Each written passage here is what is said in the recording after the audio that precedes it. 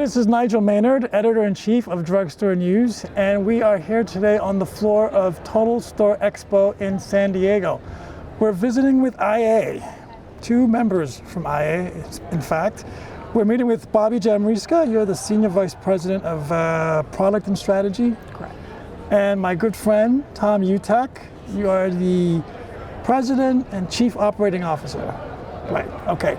Thank you for meeting with us here at the show. Bobby, I'm going to start with you. Tell us who is IA? IA is a provider of centralized pharmacy fulfillment solutions. We do that with a combination of our enterprise software, Nexia, as well as automated robots and other solutions that we build or partner for. What's driving IA forward in terms of innovation at the moment?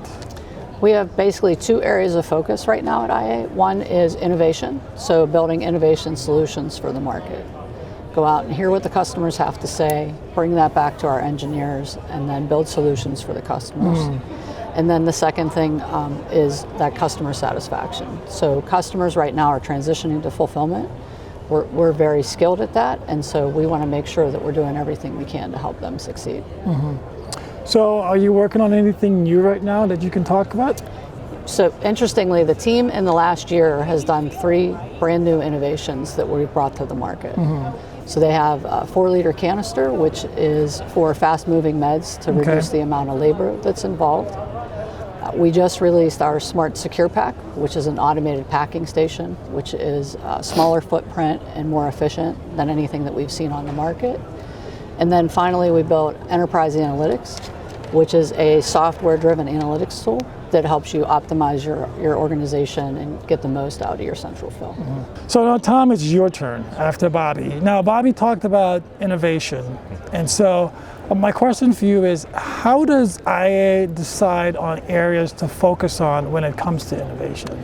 It's a great question, Nigel. And as Bobby mentioned, we really listen to our customers and our customer needs.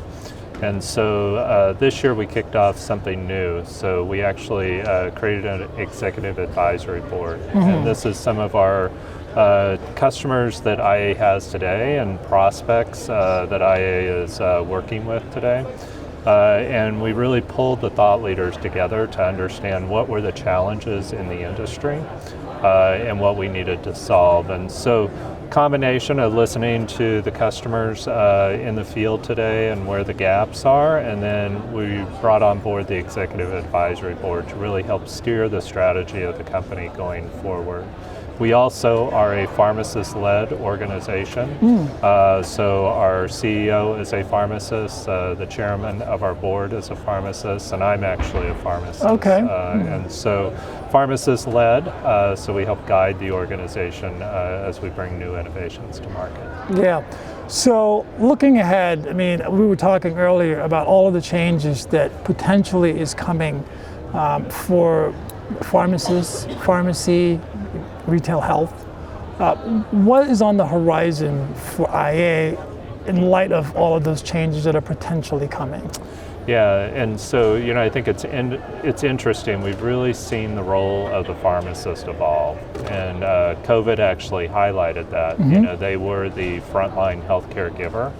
For a lot of people during COVID. And, with a lot of the changes that are happening with pharmacists, prescribing authority, and other things, we want to be able to help that along. And so at IA, we're all about the movement of transforming the role of the pharmacist and helping with that. But what's critical to be able to do that is time.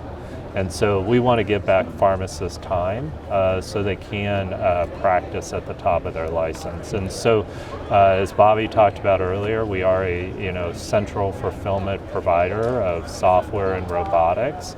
And that's really about freeing up that time for the pharmacist. So centralizing that work, produce a high quality output of prescription fulfillment, but allow the pharmacist to practice at the top of their license.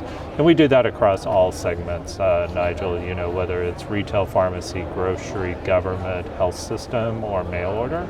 Our solution's scalable to be able to hit all those different areas. Yeah, it's interesting. Everyone I talk to seem to think that central fill is going to go a long way towards freeing up that time for the pharmacist to actually see patients, which they more than likely will be doing in the future. Right. So it's interesting that you're saying that that's going to be a huge part of it in what you do already. Yeah, and the industry's under a huge transformation right now, and we definitely want to help that movement going forward. Yeah. All right. Well, Bobby and Tom, thank you so much for talking to us. Appreciate it. Thank you. All right.